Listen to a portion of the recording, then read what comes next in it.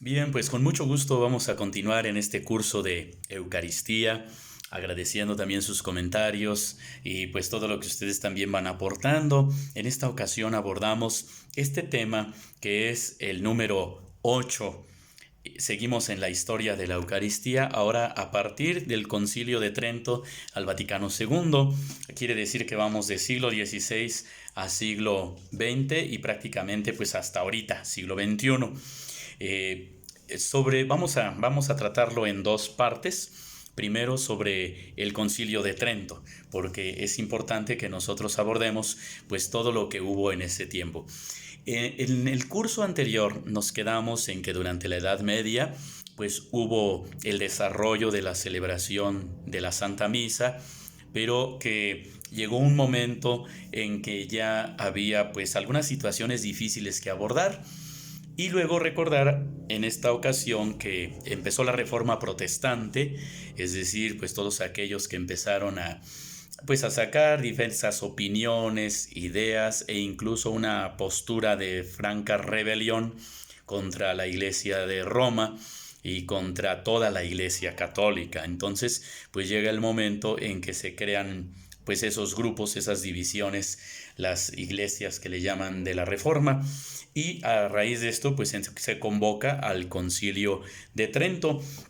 Trento, en mediados del siglo XVI, pues no dejó un tratado de Eucaristía propiamente, sino que fue respondiendo a los abusos que ya existían en ese tiempo en la manera de celebrar y respondiendo también a las herejías pues de los reformadores. Fue más bien eso. Pero hay que ver que había una poquitísima participación de los fieles en la comunión. Ya casi nadie comulgaba.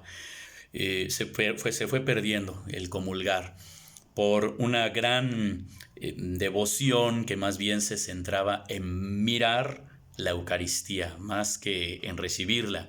También por fuertes movimientos que fueron muy rigurosos de decir, pues es que no se puede comulgar así como así.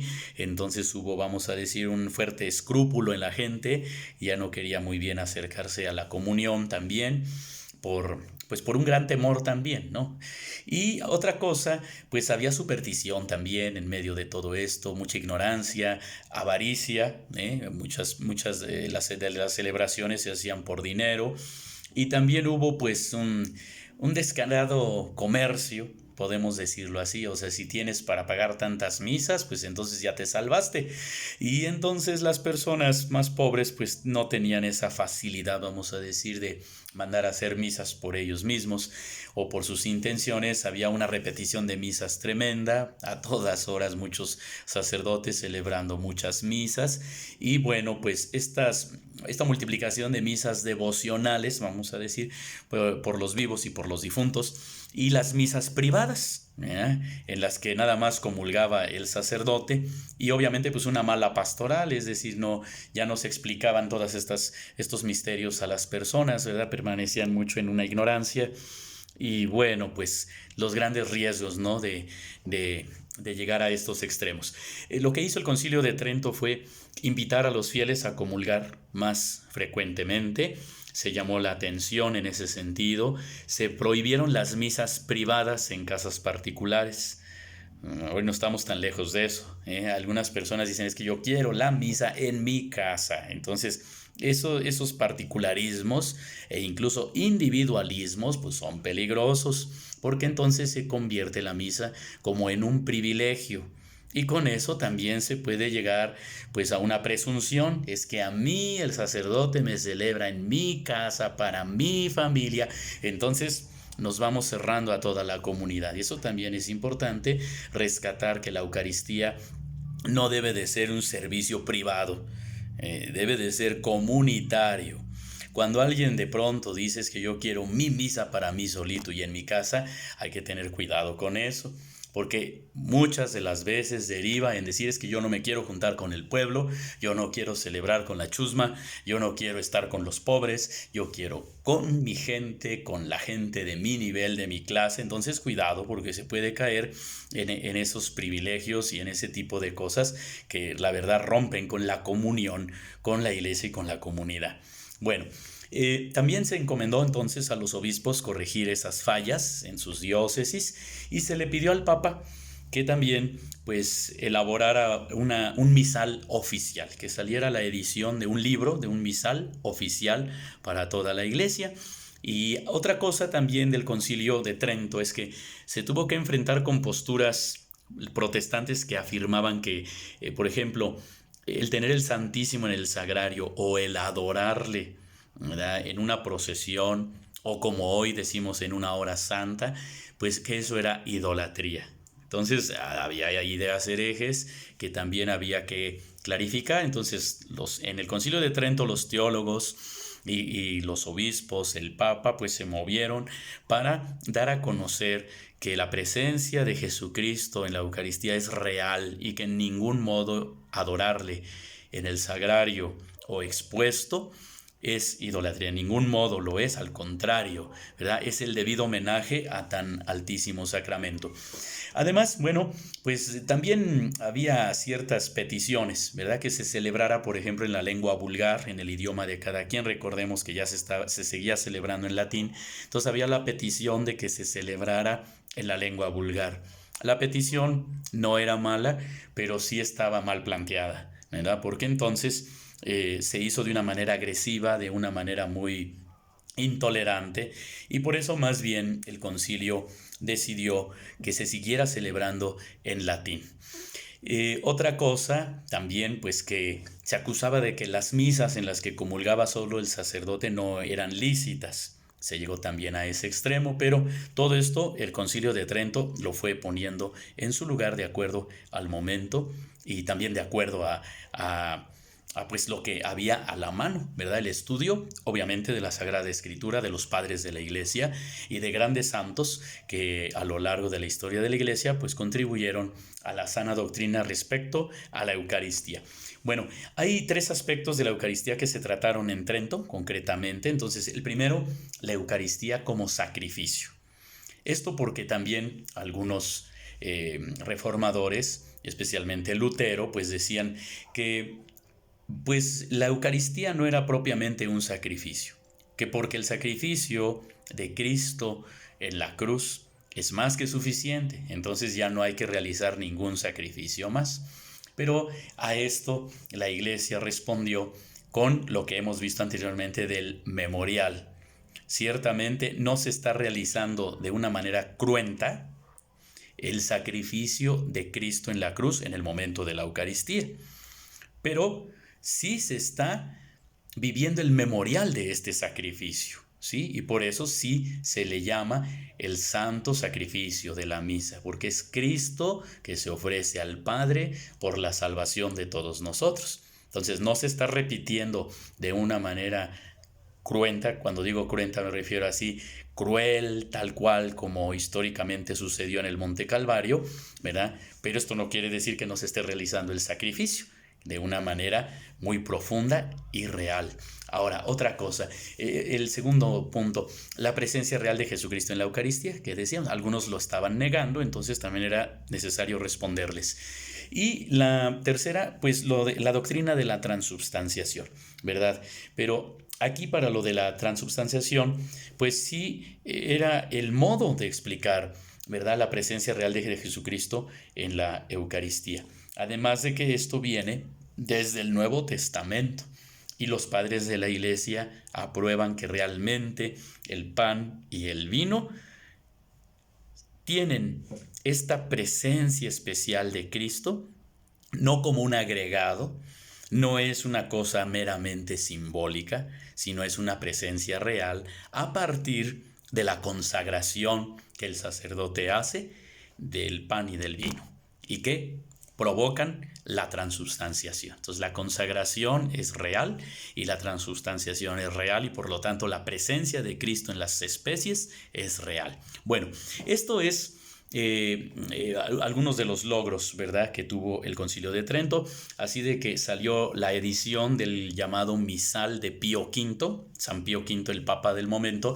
pues se dedicó a esta elaboración del misal y que fue el que estuvo rigiendo en la liturgia católica desde el año 1570 obligatorio para toda la Iglesia hasta el Concilio Vaticano II, que propiamente daría sus frutos hacia el año 1968, que ahorita abordaremos cómo estuvo eso. Pero sale esa edición del Papa San Pío V desde 1570 hasta 1968. Prácticamente pues 400 años con este misal.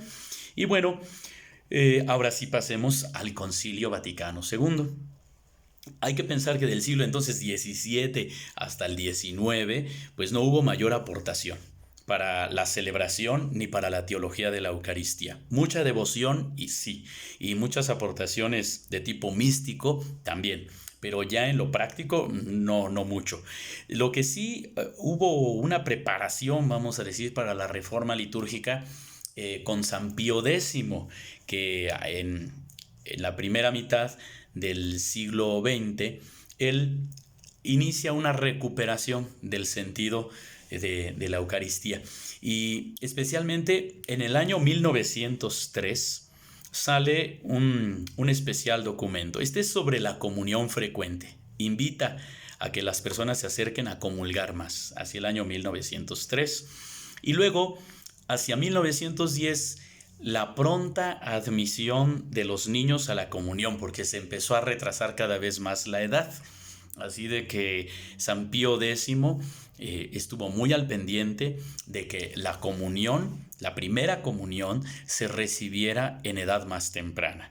Porque sí hubo el momento en que se esperaban ya demasiado tarde, más allá de los 15 años.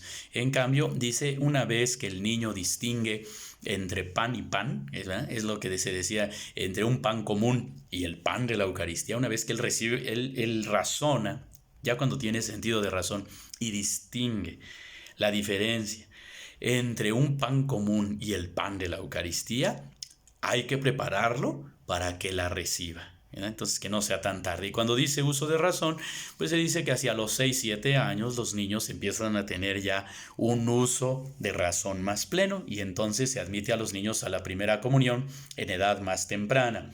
Y de ahí pues que también haya una catequesis previa, que haya una preparación. Bueno, pues en aquellos tiempos los catecismos que empezaron a salir para la primera comunión.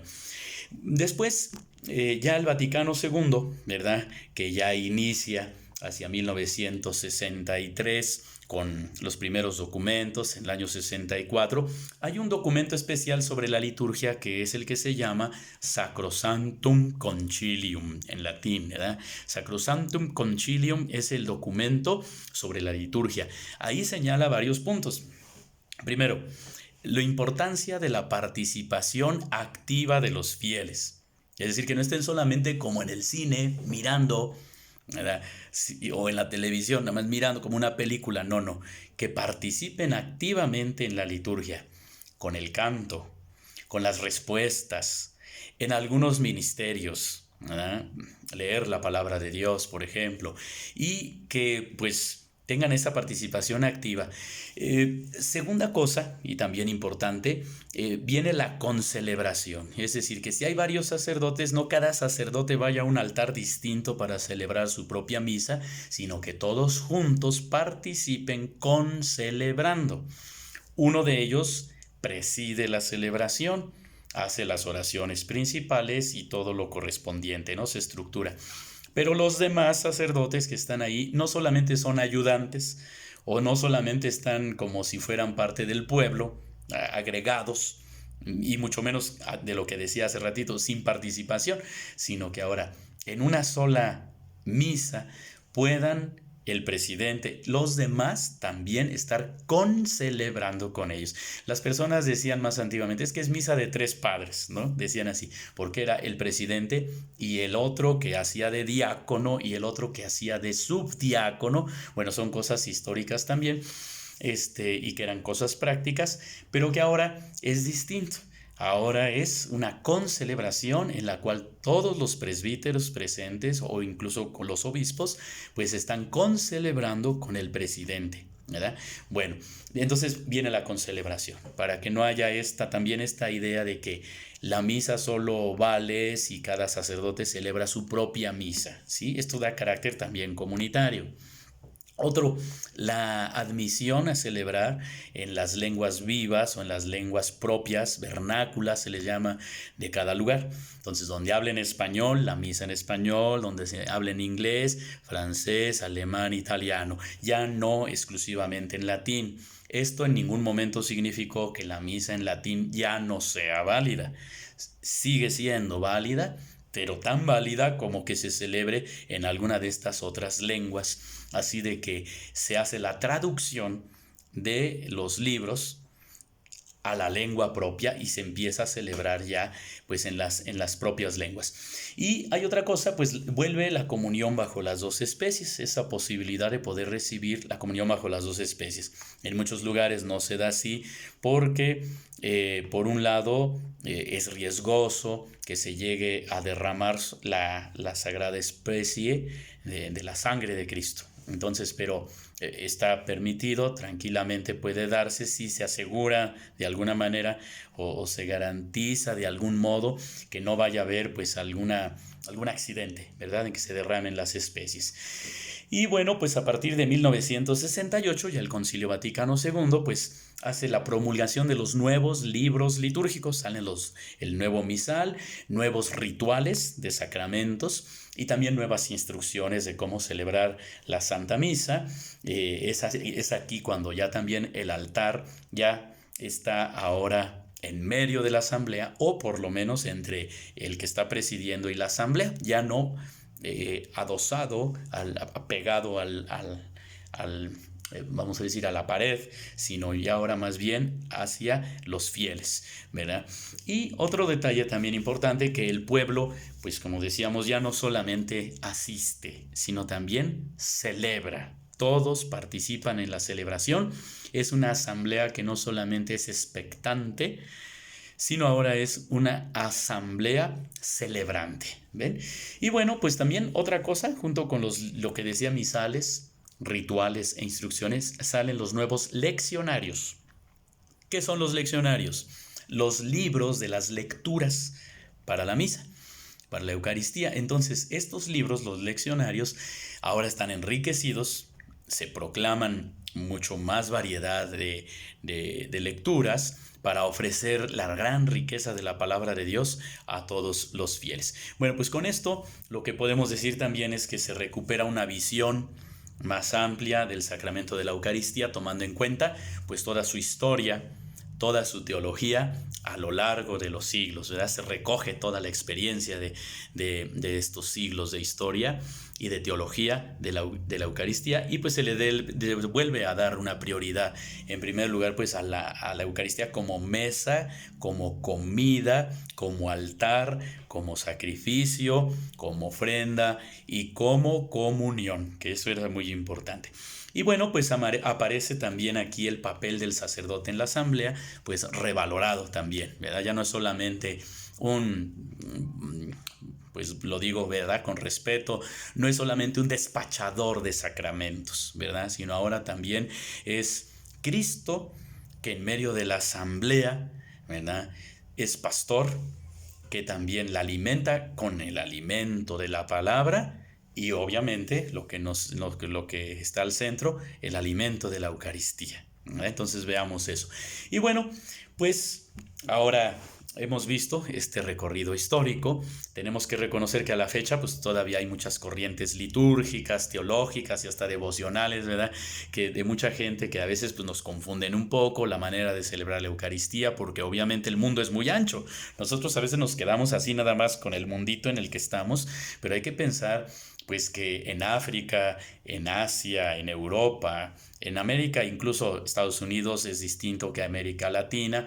En tantos lugares, pues la celebración eucarística tiene pues también sus elementos, y que también hay las mentalidades, y que a veces ahí mismo donde vivimos, en este círculo que yo les platicaba, pues a veces también hay muchas opiniones, hay muchas personas con ciertas corrientes, unas más rigurosas que otras pretenden ser como muy de avanzada, otras más conservadoras, algunos tienen pues diferentes pretensiones. Hay quien dice deberíamos de volver a la misa del Concilio de Trento, algunos dicen no, al contrario, nos estamos atrasando en aplicar las directrices del Vaticano II. Hay tendencias para todos tamaños, gustos y colores, pero hay que pensar también que así somos, ¿verdad? En nuestra mentalidad la humanidad es tan diversa, los criterios, y obviamente la Iglesia, con la luz del Espíritu Santo, pues va orientando, va guiando, pues a este mundo tan ancho en el cual nosotros vivimos. Así de que también para que cuando veamos manifestaciones, cuando veamos opiniones, directrices incluso, muy diversas, pues hay que saber, ¿verdad? Que el mundo es muy ancho y que pues hay esta cantidad de criterios y que el criterio base por el que nosotros nos debemos de guiar, pues es precisamente ir a los documentos. Eso nos va a ayudar mucho a lo que la Iglesia nos dice a partir del Concilio Vaticano II, a lo que la Iglesia nos dice a través del magisterio del Papa, de los obispos y pues de las comisiones litúrgicas, que son quienes están autorizados para dar las orientaciones. Bueno, pues hemos visto, ¿verdad?, este recorrido histórico en los últimos temas.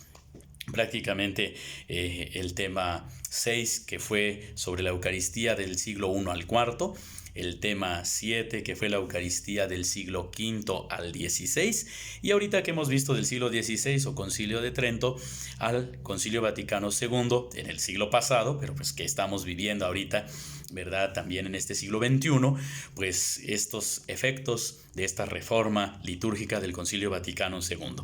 Y para la próxima, con el favor de Dios, pues vamos a ir a nuestro tema número 9, en el cual vamos a hablar propiamente de la plegaria eucarística en la Santa Misa. Vamos a ver un poco, ¿verdad?, la estructura y lo que tiene la plegaria eucarística. ¿Qué es en la Santa Misa? ¿En qué momentos es la plegaria eucarística? ¿Cómo van y qué significado tienen los diferentes signos y palabras que en la plegaria eucarística se van diciendo? Y con el favor de Dios, pues ahí vamos al siguiente tema de este curso, que será el tema número 9. Les agradezco mucho, estamos atentos a sus comentarios y compartan, ¿verdad? Compartan, también aporten con toda confianza y aquí seguimos. Esperemos muy pronto para poder compartir este curso en el que vamos avanzando sobre la Eucaristía. Que estén muy bien y hasta pronto.